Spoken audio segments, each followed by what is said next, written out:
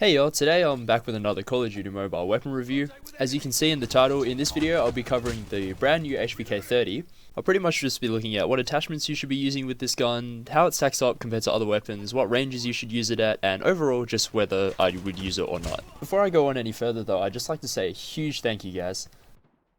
Your support really does mean a lot to me. Keep liking and commenting. I do try to respond to all the comments. Share these videos if you enjoy them, and if you're learning anything as well, please consider subscribing. Your support really does mean a lot to me guys, and every little bit helps me grow this channel, so keep it up and thank you so much again. Anyway, we got a new weapon and I know you guys are excited for it, so I'm just going to get straight into it. First off, as per usual, I'm going to start by looking at the damage and range of the HVK-30.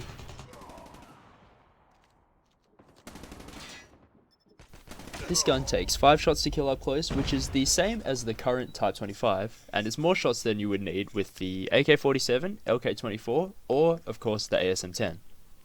These guns are probably the more common examples that you guys are already familiar with, but overall this weapon is definitely on the higher end of shots to kill for assault rifles up close. The peculiar thing though is that this gun keeps that damage all the way out to 35 meters. That's more than halfway up the long line on crossfire, and I can safely say that most of your engagements with assault rifles will be within that 35 meter range. It does eventually drop off to 6 and 7 shots to kill, but unless maybe you're tapping away at someone who hopefully doesn't have a sniper rifle, you won't need to worry too much about this. The headshot multiplier is actually interesting for this weapon, and I'm going to talk about it even though I usually skip this section. For most weapons in the game, the headshot multiplier is 1.1 or 1.2 times at most, and that's pretty low, so usually I would advise just going for body shots. It'll make your life easier and you've got a bigger target to hit. On the HVK-30 though, the headshot multiplier is 1.3 times, which is quite high for this game. What this means for you guys is if you can hit 2 headshots within that 35 meter envelope, you'll reduce the shots to kill by 1. This will boost your time to kill substantially, and it's a bit easier than some other weapons because you don't need to hit every single shot as a headshot, but we'll talk more about time to kill after rate of fire, which is the next section. So this gun fires at just over 700 rounds a minute, which in this game is at the medium to high end of assault rifles. Without headshots, this gives you an overall time to kill of 338 milliseconds up close, which is workable. It's not amazing, but it is pretty good, and you can definitely do a lot of damage with this thing up close. Where it excels though is that sort of towards the end of the 35 meters, where other assault rifles might have dropped off their damage already and turned into 6-shot kills. If you're still within that 5-shot kill range, you'll definitely be doing great there. This obviously becomes even better if you can hit headshots, but we'll talk more about that in the next section, recoil. Before I start comparing to the rest of the guns, I will give you guys one interesting tip about this weapon. So you'll find that the first few shots, maybe 3 or 4, fire in quite a tight group and don't kick that much at all. After that, it kicks more up and to the side, and you'll notice that. But if you can use those first few shots in a burst to your advantage, you can get some really nice spray downs with this weapon. After that, once it starts kicking harder, I'd compare this weapon to something like the Type 25 again. It's definitely got more recoil than guns like the AK and LK-24, and it's definitely not one of those laser beam weapons like the ICR and the M4, and even the GKS that have no kick at all, but it's not uncontrollable at the same time, and with a bit of practice you guys can definitely get your shots on target. Now a good strategy with this weapon, because of the headshot multiplier I mentioned, is to aim at the sort of upper chest area, and your shots should naturally kick up, and you should be able to deliver those 2 shots to the head. This isn't perfect, but with practice, if you can get it right, you can get some very nice kills with this gun. The last thing I'll cover just real quick is mobility. So you move pretty fast with this assault rifle and you can definitely be aggressive with it. It lets you jump into those close range engagements and then jump out before you get completely swarmed. And overall that's just a good way to use this gun, I would say. Now that you guys have a good picture of the stats, I'll talk next about my class setup recommendations. So the first attachment I would recommend on almost all high rate of fire weapons is the extended mag. You're pretty stuffed if you run out of ammo in a fight, so the extended mag just lets you keep spraying a bit longer, especially to pick up those double and triple kills for those spray down highlights that you really want.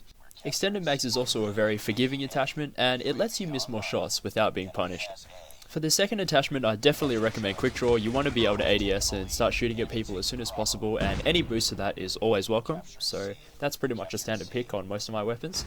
For the third attachment, you kind of have a choice here. but I'd recommend going with either stock or foregrip, and it depends on how you want to play with the gun.